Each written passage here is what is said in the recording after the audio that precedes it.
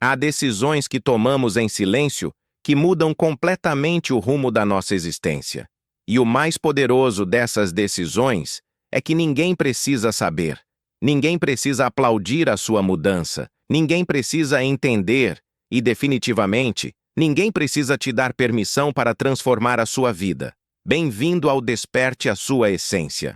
O que vai ser compartilhado aqui hoje não é mais uma lista de promessas de ano novo que você abandona em fevereiro. Isso é diferente, isso é urgente, porque a cada dia que passa carregando certos pesos na sua mochila emocional e prática, você está pagando um preço altíssimo. A sua paz mental, a sua energia, a sua saúde física e principalmente a versão de você que poderia existir estão sendo sacrificadas. Ao longo de anos de atendimentos, aparece sempre o mesmo padrão devastador. Pessoas brilhantes, capazes, com todo o potencial do mundo, completamente travadas. Quando se aprofunda de verdade, quando se escava abaixo da superfície, fica claro que não é falta de talento nem de oportunidades. É o peso invisível de coisas que elas continuam carregando e que simplesmente precisam ser soltas. Antes de continuar, você precisa entender algo fundamental. O seu cérebro não distingue entre uma ameaça física real e o estresse crônico que certas situações da sua vida geram. Para o seu sistema nervoso, para o seu cortisol, para os níveis de inflamação do seu corpo, é exatamente a mesma coisa. Isso significa que, a cada dia que você mantém essas 7 coisas, está literalmente adoecendo seu corpo e sua mente. Hoje vamos falar de 7 elementos específicos que você precisa eliminar da sua vida em 2026, sem avisar ninguém. E você vai entender não só o que eliminar, mas exatamente como fazer isso de forma prática, passo a passo. Porque uma coisa é saber que algo faz mal, outra completamente diferente é ter as ferramentas para mudar. E existe ainda algo mais, ligado ao 7º elemento, provavelmente o mais difícil de todos, mas também o mais libertador. Ele tem a ver com uma decisão tomada há 3 anos, que mudou radicalmente uma forma de viver. Fica até o final, porque essa última peça do quebra-cabeça é a que vai conectar todas as outras. Se você sente que essa mensagem chegou exatamente no momento em que você precisava, se alguma coisa dentro de você está ressoando com essas palavras, assuma isso agora. Deixe registrado para si mesmo: estou pronto para soltar, ou, simplesmente, 2026. Esse compromisso interno é o primeiro gesto concreto de mudança, e é também assim que este conteúdo encontra as pessoas certas, aquelas que realmente precisam ouvir isso. E se você ainda não se comprometeu com esse tipo de transformação na sua vida, este é o ano para fazer isso. Porque vamos aprofundar temas como este ao longo de todo 2026. Em primeiro lugar, é necessário compreender algo essencial sobre o seu cérebro. Ele não evoluiu para processar a quantidade de informação que recebe hoje. Simplesmente não foi projetado para isso. O resultado é que estamos vivendo em um estado de alerta constante que destrói a capacidade de pensar com clareza, sentir com profundidade e viver com presença. Imagine uma cena que provavelmente é sua rotina. Você acorda de manhã e, antes mesmo de levantar da cama, pega o celular. Abre o WhatsApp, Instagram, e-mail, notícias. Nos primeiros 15 minutos do dia, seu cérebro já processou mais informação do que uma pessoa do século XVII processava em um mês inteiro. Isso tem consequências neuroquímicas reais. Cada notificação, cada mensagem, cada rolagem infinita ativa seu sistema de recompensa da dopamina de forma totalmente antinatural. Você está literalmente treinando seu cérebro para precisar de estímulos constantes e rápidos, e o mais perigoso é que isso mata sua capacidade de atenção profunda. Muitas pessoas bem-sucedidas, profissionais brilhantes, confessam que já não conseguem ler um livro inteiro, não conseguem manter uma conversa de 30 minutos sem olhar o celular, sentam para trabalhar em algo importante e a cada 5 minutos checam alguma aplicação. O pior é a sensação de vergonha, como se isso fosse um defeito de caráter, mas não é. É neurobiologia. É condicionamento. Na prática, se você realmente quer mudar de vida, os primeiros 60 minutos do seu dia precisam ser sagrados. Sem telas, sem redes sociais, sem e-mails. Seu cérebro precisa de uma chance de despertar de forma natural, de se conectar com você antes de se conectar com o mundo. Nesse primeiro período, você inclui um pouco de movimento, mesmo que sejam 10 minutos de alongamento, hidratação de verdade, porque seu corpo ficou horas em jejum, e luz natural, nem que seja ir até a janela ou sacada por 5 minutos. Essa luz sinaliza ao cérebro que é hora de ativar o cortisol de forma saudável. Se puder, inclua alguma prática de conexão interna, meditação, oração, escrever ou simplesmente sentar em silêncio com uma xícara de café ou chá. Depois disso, elimine todas as notificações que não sejam absolutamente essenciais. Essencial é ligação da família próxima ou uma emergência real de trabalho. Todo o resto pode esperar. Instagram pode esperar, WhatsApp pode esperar, notícias podem esperar. A sua paz mental não pode. Estabeleça janelas específicas de tempo para checar mensagens e redes, 2 ou 3 vezes ao dia, por 20 ou 30 minutos. E fora desses períodos, deixe o celular em modo avião ou em outro cômodo. Nos primeiros dias você vai sentir ansiedade, um impulso quase físico de pegar o celular, a sensação de que está perdendo algo importante. Isso é o seu cérebro pedindo dopamina, como um fumante em abstinência. Essa fase é temporária, mas os benefícios são permanentes. Quando você começa a recuperar sua atenção, a viver com mais presença, algo poderoso acontece.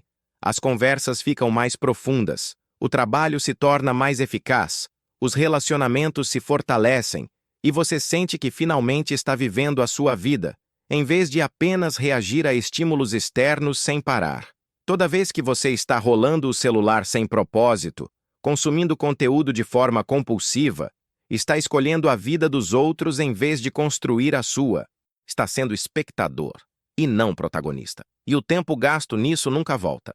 Mesmo quem acha que o trabalho exige estar conectado o tempo todo, precisa encarar a verdade. Na maioria dos casos, isso é crença, desculpa, medo.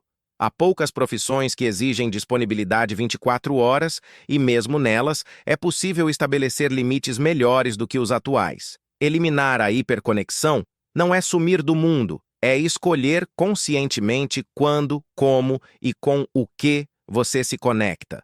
É recuperar sua soberania sobre a atenção, que é seu recurso mais valioso, porque para onde vai sua atenção, vai sua energia e vai a sua vida. O segundo elemento que precisa ser encarado é o peso de certas pessoas na sua vida. Há pessoas ao seu redor que estão drenando você e nem sempre são os claramente tóxicos, os abusivos óbvios ou os narcisistas declarados. Às vezes são pessoas que você ama, com quem tem história, inclusive da família, e justamente isso torna tão difícil colocar limites. Do ponto de vista da neurociência, quando você interage com alguém, suas neurônios espelho estão lendo e replicando o estado emocional da outra pessoa. Se você passa tempo com alguém que vive em reclamação, vitimismo e negatividade, o seu cérebro absorve e replica esses padrões de forma automática. Pessoas que fazem terapia, meditam, se exercitam, cuidam da alimentação e estão em um bom momento, muitas vezes saem de uma única interação com determinada pessoa se sentindo exaustas, pesadas, confusas, dizendo: "Não sei por que estou assim, não aconteceu nada." Mas aconteceu. Houve um desequilíbrio energético. A outra pessoa despejou a própria carga emocional em você, sem qualquer reciprocidade, sem espaço para o que você sente ou precisa. Muitas relações estão envoltas em narrativas de obrigação. É minha família, tenho que aguentar. É minha amiga de infância, não posso me afastar. Ele ou ela precisa de mim. Seria egoísmo colocar limites. Isso é confundir lealdade com autodestruição. Colocar limites não é egoísmo, é sobrevivência emocional. É reconhecer que a sua paz mental não é negociável, que você não pode servir a ninguém com o copo vazio, que precisa honrar todo o trabalho que já fez em si mesmo e não permitir que outros sabotem isso. Para identificar quais relações precisam ser eliminadas ou transformadas radicalmente, observe alguns sinais. Depois de falar com a pessoa, você se sente cansado sem motivo aparente. Quando vê o nome dela na tela do celular, sente tensão e não alegria. As conversas são circulares, sempre sobre os mesmos problemas que nunca mudam, porque a pessoa não quer solução, quer apenas validação para continuar igual.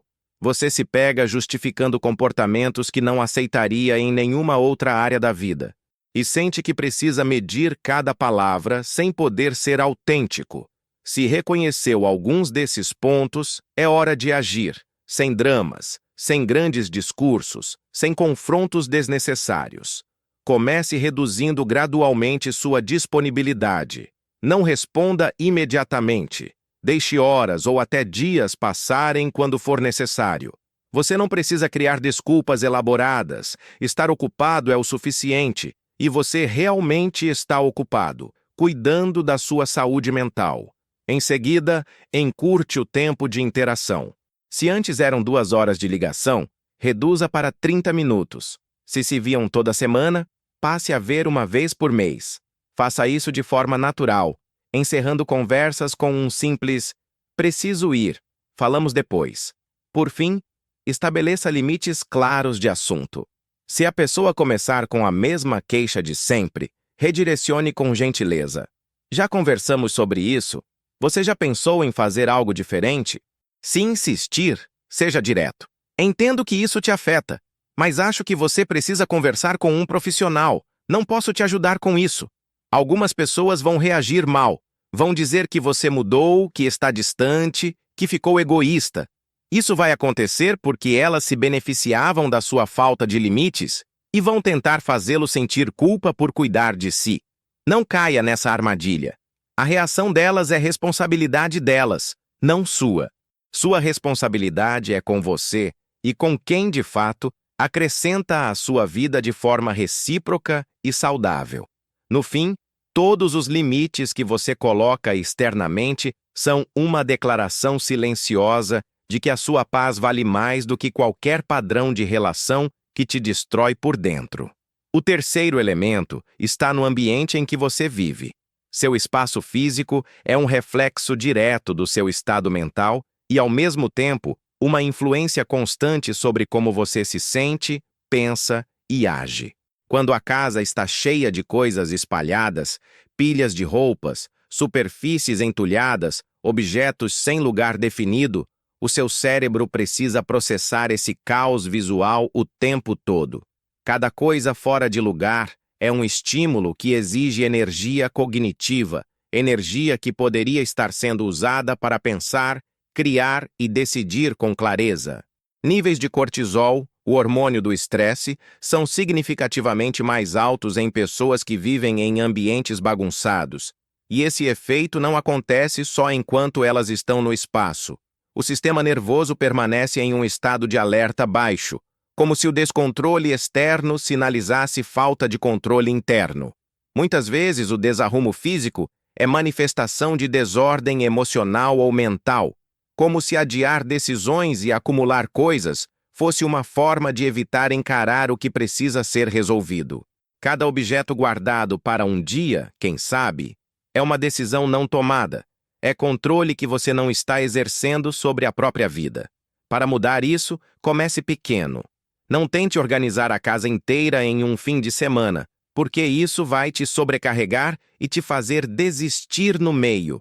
Escolha uma zona, uma gaveta, um armário, uma mesa, um canto específico que você consiga finalizar em uma sessão de 2 ou 3 horas.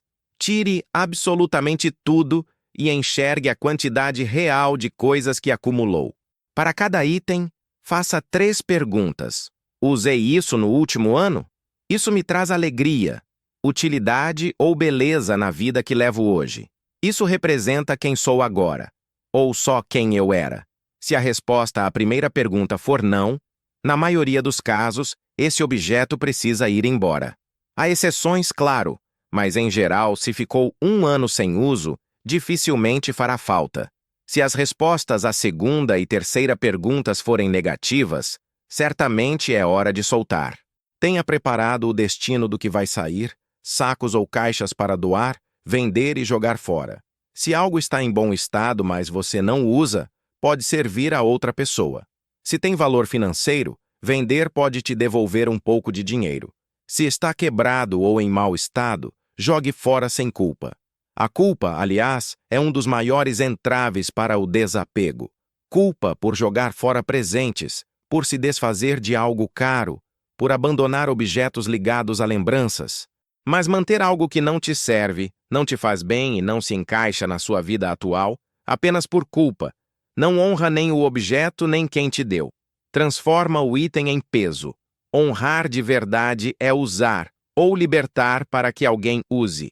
Depois de depurar, dê a cada coisa um lugar específico, não mais ou menos. Meias aqui, camisetas ali, documentos importantes numa pasta definida, chaves sempre no mesmo ponto. Quando cada coisa tem um lugar claro, organizar deixa de ser um evento demorado e vira uma ação de minutos. Aplique também a regra dos 2 minutos. Se algo leva menos de 2 minutos para ser feito, faça na hora. Lavar um prato, dobrar uma peça de roupa, guardar algo no lugar. O que você acumula dizendo "depois eu faço" se transforma em uma montanha que te paralisa. E não esqueça do desordem digital. Arquivos no computador, e-mails acumulados, fotos soltas no celular.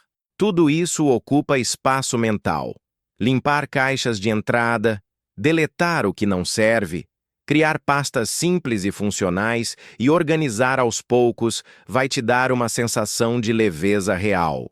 Em muitos momentos, uma grande mudança interna começa simplesmente ao colocar ordem no mundo externo, porque quando você se senta em um espaço limpo, organizado e seu, é como se respirasse melhor e a mente ganhasse espaço para pensar e decidir. O quarto elemento que precisa sair da sua vida em 2026 é um conjunto de hábitos alimentares que estão sabotando diretamente o seu cérebro. O que você come não afeta apenas seu corpo ou seu peso, mas o seu humor, a sua clareza mental, a sua capacidade de lidar com o estresse, a sua energia emocional. Existe um eixo intestino-cérebro. Seu sistema digestivo e o cérebro se comunicam o tempo todo através do nervo vago e das bactérias que vivem no intestino. Quando você se alimenta de comida altamente processada, cheia de açúcares refinados, gorduras ruins, aditivos e químicos, está criando inflamação sistêmica. Essa inflamação atinge o cérebro e está ligada à depressão, ansiedade, névoa mental, irritabilidade, problemas de memória. A boa notícia é que isso é reversível. Quando você muda o que come e reduz a inflamação, seu estado mental muda junto. Muita gente que chega com diagnóstico de ansiedade ou depressão, tomando remédios e tentando várias terapias, também carrega um padrão alimentar devastador. Pula café da manhã ou toma só algo cheio de açúcar. Come qualquer coisa rápida no meio da manhã, almoça comida pesada em restaurante, janta na frente da TV sem prestar atenção nem à qualidade, nem à quantidade de comida, belisca o dia inteiro, quase sempre doces e ultraprocessados. E não é só o que se come, é como se come. Sempre com pressa, sem mastigar direito, usando a comida como fuga da ansiedade ou como compensação emocional imediata. Para começar a mudar, há algo que precisa realmente ir embora da sua rotina em 2026. O excesso de açúcar adicionado e adoçantes artificiais.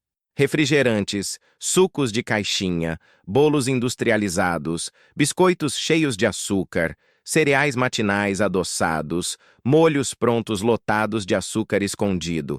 Tudo isso provoca picos de glicose seguidos de quedas bruscas, que deixam você cansado, irritado e com mais vontade de doce ainda, num ciclo vicioso que destrói energia e humor. Em vez de focar em dietas restritivas que te fazem sofrer, pense em alimentação inteligente. Priorize proteína de boa qualidade em todas as refeições. Ovos, peixes, carnes boas, leguminosas, que no Brasil podem ser incluídas na forma de feijão, lentilha, grão de bico. Proteína estabiliza a glicose no sangue, ajuda na saciedade e muda completamente seu dia quando entra já no café da manhã, no lugar de só pão e açúcar. Inclua gorduras boas como abacate, castanhas, sementes, azeite de oliva extra virgem, peixes gordos como o salmão. O cérebro é composto em grande parte por gordura, e esse tipo de nutriente é essencial para o funcionamento adequado, além de manter a saciedade. Encha o prato de verduras e frutas, especialmente folhas verdes, vegetais como brócolis e couve-flor, e frutas ricas em antioxidantes. Alimentos fermentados como iogurte natural sem açúcar, kefir e preparações parecidas ajudam a cuidar da flora intestinal, o que impacta diretamente o estado emocional. Além disso, mude a forma de se relacionar com as refeições. Crie horários relativamente regulares, café, almoço e jantar em janelas semelhantes todos os dias, para regular o metabolismo e os hormônios da fome. Coma sem distrações, sem TV, sem celular, sem trabalhar ao mesmo tempo. Você não está perdendo tempo ao comer com atenção. Está cuidando da sua saúde. Quando mastiga devagar e foca no que está fazendo, digere melhor, fica saciado com menos e evita a sensação de estar sempre estufado ou sempre com vontade de algo a mais. Hidratação também é fundamental. A maior parte das pessoas vive desidratada, tentando compensar com café, refrigerante, energético e suco. Água simples ao longo do dia é o que o corpo realmente precisa. Seu estado emocional, muitas vezes, está pedindo descanso, alimento de verdade e água, e você responde com mais açúcar, mais café e mais estímulo. Mudar a alimentação não é se punir, é um ato de amor próprio. É reconhecer que saúde mental e física são inseparáveis e que você tem muito mais poder sobre ambas do que imagina através das escolhas que faz todos os dias, 3 vezes ao dia. O quinto elemento que precisa ser solto é o perfeccionismo. E é importante entender, perfeccionismo não é querer fazer bem feito. Perfeccionismo é uma forma de medo. Medo de rejeição, de julgamento, de não ser suficiente. Ele estabelece padrões impossíveis e depois te espanca internamente quando você, inevitavelmente, não os atinge. Pessoas extremamente talentosas e bem-sucedidas muitas vezes vivem em estado constante de insatisfação. Nunca celebram conquistas, só enxergam o que faltou, o que poderia ter sido melhor, o que outra pessoa fez de outra maneira. É como correr atrás do horizonte. Por mais que você ande, ele sempre se afasta. Esse padrão drena a mente, aumenta a ansiedade, alimenta a depressão, estimula um tipo de procrastinação em que você não começa nada por medo de não fazer perfeito e ainda atrapalha relacionamentos, porque você passa a exigir o mesmo nível impossível dos outros. Para desmontar esse esquema, comece observando seu diálogo interno. Perceba como fala consigo mesmo após um erro ou quando algo não sai como o esperado. Você se trata com respeito e compreensão ou com crueldade e humilhação? Você falaria com um amigo querido como fala consigo? Se a resposta for não, é hora de mudar.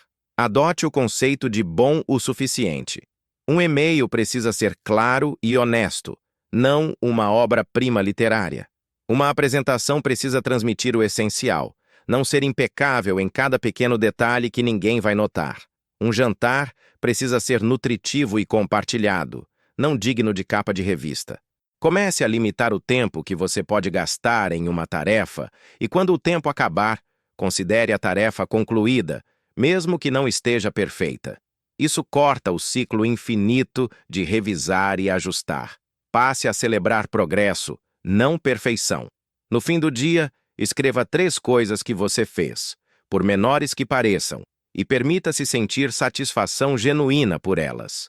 Desenvolva a coragem de abraçar a imperfeição de forma ativa. Mande aquela mensagem com um pequeno erro, poste uma foto em que você não está perfeito, deixe alguém ver sua casa sem estar impecável. Cada uma dessas ações treina seu cérebro a tolerar o não perfeito e a descobrir que o mundo não acaba por causa disso.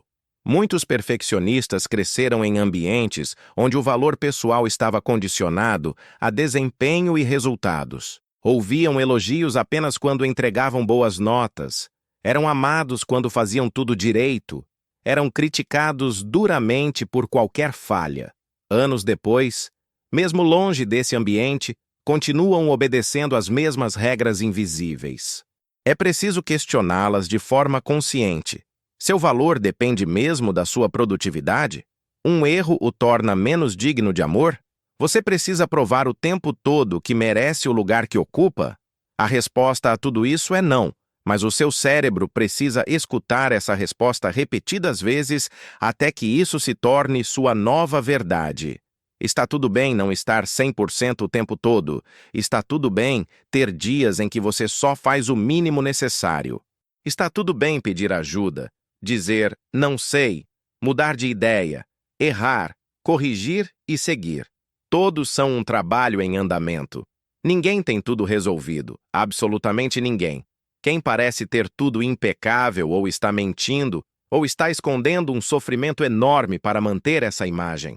A verdadeira força está na autenticidade, em se mostrar como você é, com as suas forças e as suas vulnerabilidades. O sexto elemento é a multitarefa, esse orgulho moderno que, na verdade, está roubando sua presença. Vivemos em uma cultura que glorifica estar ocupado, que confunde fazer 1000 coisas com ser realmente produtivo. Zeramos o dia cheios de tarefas, mas com a sensação de não ter vivido nada por inteiro. A multitarefa, na prática, não existe. O que acontece é uma troca rápida de foco entre uma coisa e outra. Cada vez que você troca de foco, há um custo cognitivo. O cérebro precisa se reorganizar, lembrar onde tinha parado, voltar ao estado de concentração anterior. Fazendo 2 tarefas cognitivas ao mesmo tempo, seu desempenho em ambas cai. Mas, além da performance, o impacto está no bem-estar. Quando você está sempre fragmentado, nunca está realmente presente. Está com a família, pensando no trabalho. Está trabalhando, olhando o celular. Está comendo, vendo TV. Está numa conversa, pensando na próxima obrigação. Isso cria uma sensação de vida em piloto automático, que passa sem ser de fato sentida. Para mudar isso, é necessário assumir compromissos simples e firmes. Reserve blocos de tempo para trabalho profundo, períodos de cerca de 90 minutos dedicados a uma única tarefa importante, sem notificações, sem interrupções, com o celular longe. É nesses blocos que nascem as melhores ideias e os projetos que realmente mudam a sua vida. Pratique a monotarefa na rotina diária. Quando estiver comendo, só coma. Quando estiver com alguém, esteja realmente com essa pessoa. Quando estiver caminhando, apenas caminhe.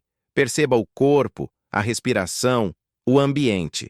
Crie pequenos rituais de transição entre atividades. 5 minutos para respirar, fechar ciclos, deixar a tarefa anterior para trás antes de entrar na próxima. Isso protege sua mente da sensação de estar sempre correndo, sempre atrasado. Defina espaços diferentes para funções diferentes, sempre que possível. Se você trabalha e descansa no mesmo lugar, sem fronteiras, o cérebro não sabe quando focar e quando relaxar. Um simples ajuste, como ter uma mesa apenas para trabalhar e outro canto apenas para descanso, já ajuda a treinar o cérebro. E, novamente, corte notificações não essenciais. Cada alerta é um corte na sua atenção. E esses cortes somados roubam a sua paz. Pratique momentos de não fazer nada. Alguns minutos sentado em silêncio, sem celular, sem música, sem estímulo, apenas respirando e observando. No começo pode ser desconfortável, mas é nesse silêncio que a mente processa experiências, surgem ideias, e você volta a se sentir conectado consigo mesmo. Quando você está realmente presente, a vida se expande. 5 minutos com atenção plena valem mais, em qualidade, do que 1 hora vivida em distração. A mesma refeição, o mesmo banho, a mesma conversa se tornam experiências intensas e significativas quando você está inteiro ali. E isso vale mais do que viver correndo atrás do próximo item da lista. O sétimo elemento, o que amarra todos os outros, é a dependência de validação externa. A necessidade de que os outros aprovem suas decisões, reconheçam seus resultados, confirmem seu valor. Essa é uma das raízes mais profundas de sofrimento. Desde crianças aprendemos que valor vem de fora. Tirou nota alta, recebe elogio, se comportou bonitinho, ganha aprovação, conseguiu algo, ganha reconhecimento. Sem perceber, construímos a identidade em cima de algo que não controlamos, a opinião dos outros. E o problema é simples e brutal. Você nunca vai ter controle sobre o que pensam de você. Nunca. Você pode fazer tudo da melhor maneira possível e alguém ainda vai criticar. Pode dar o seu melhor e alguém dirá que não foi suficiente. Pode ser autêntico e, ainda assim, alguém vai rejeitar. Quando a sua paz e o seu valor dependem de algo que não está nas suas mãos, você vive sobre areia movediça. Pessoas passam anos, às vezes décadas, escolhendo profissão, relacionamentos, estilo de vida, aparência, tudo baseado no medo do julgamento. O que minha família vai achar, o que meus amigos vão dizer, o que as pessoas vão pensar. O resultado é uma vida que não é sua, uma vida construída para a plateia. Você sacrifica desejos verdadeiros, talentos, caminhos autênticos em troca de aplausos, e mesmo assim nunca sente que é suficiente, porque sempre haverá um novo padrão a alcançar, uma nova métrica a cumprir. Romper com isso exige coragem. Uma pergunta simples pode mudar tudo. No fim da vida, o que você vai lamentar mais? Ter seguido a sua própria verdade ou ter vivido de acordo com as expectativas dos outros? Em algum momento, a resposta honesta se torna impossível de ignorar. É a partir daí que começa a liberdade de tomar decisões sem anunciar, sem pedir permissão, sem precisar que todos entendam. Você passa a escolher coisas que fazem sentido no fundo do peito, ainda que pareçam estranhas aos olhos de quem olha de fora. Algumas pessoas não vão entender, outras vão criticar, algumas vão se afastar. A opinião delas não muda quem você é, não diminui seu valor, não torna sua escolha menos alinhada com o seu caminho. Na prática, para desapegar da validação externa, comece percebendo quando está prestes a fazer algo só para ser aceito. Antes de decidir, pergunte: isso é o que eu realmente quero ou é o que estou fazendo para ser aprovado? Em seguida, pratique tomar pequenas decisões só com base no que você prefere.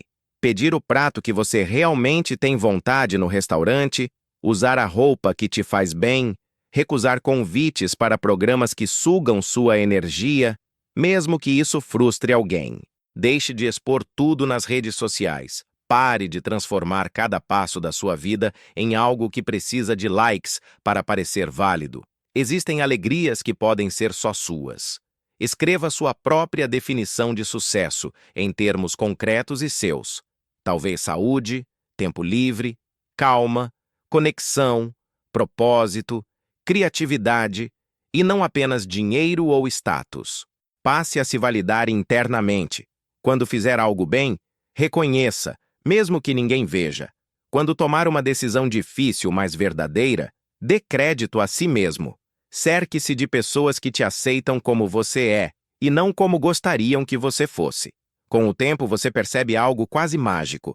Quando para de precisar de aprovação, ela até aparece com mais naturalidade, porque a autenticidade é magnética.